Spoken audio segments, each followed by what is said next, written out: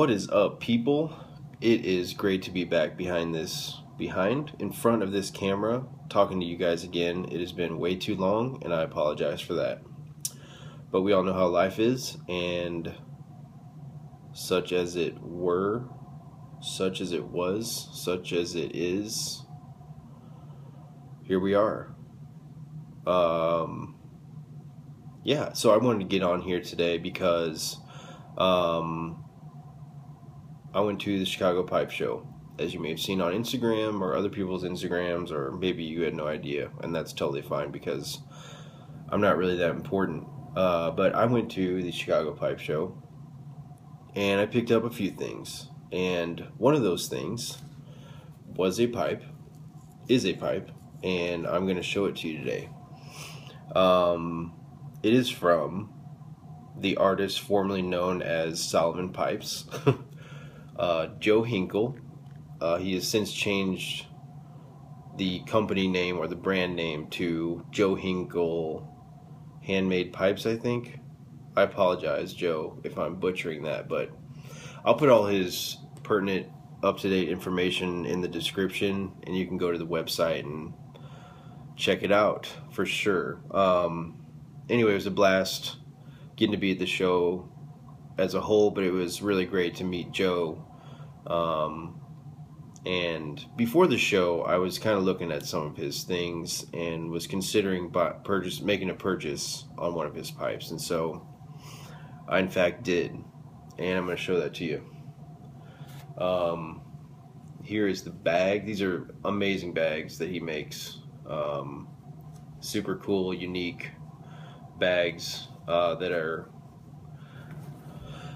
very, very neat.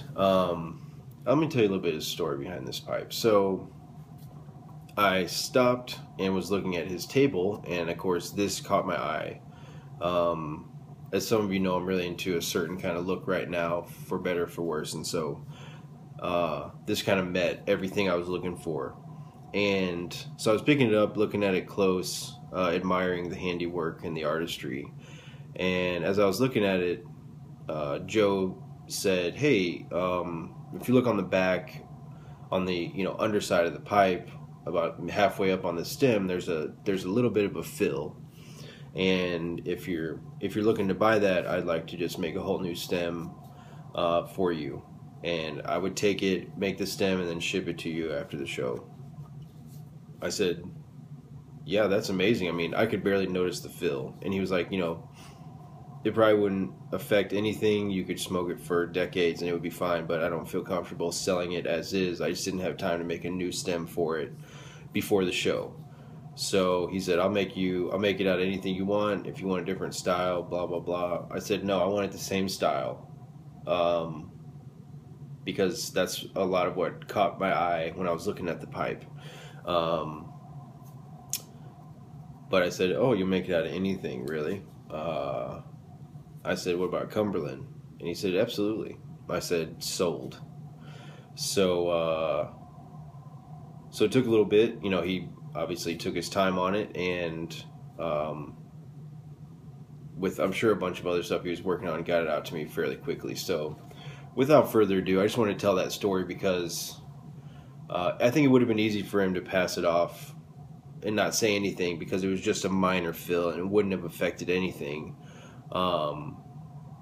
But he wanted his best work out there and said, "I'll make you a brand new stem." So that was a super duper plus in my book, in terms of how Joe does his business. I really appreciated that. So without further ado, yep, little bent Danish apple, blasted obviously with I don't know, it's kind of burgundy tan kind of contrast stain. But yeah, you notice the stem has got this little flare right past the shank, which I thought was a great touch. And you can kind of see the Cumberland there.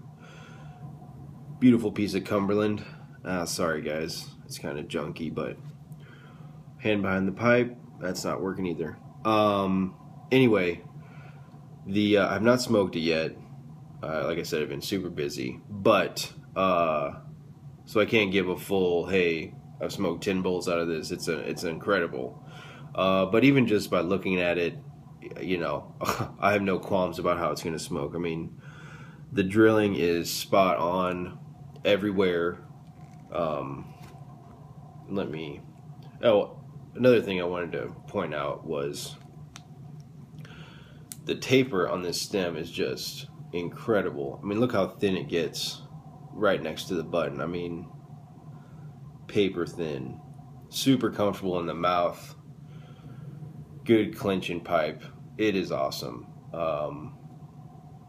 So yeah, the stem work is stunning. I kind of set this up earlier. I practiced so that I wanted to show you guys this, but so I got a flashlight kind of behind my hands here, but I wanted to show you.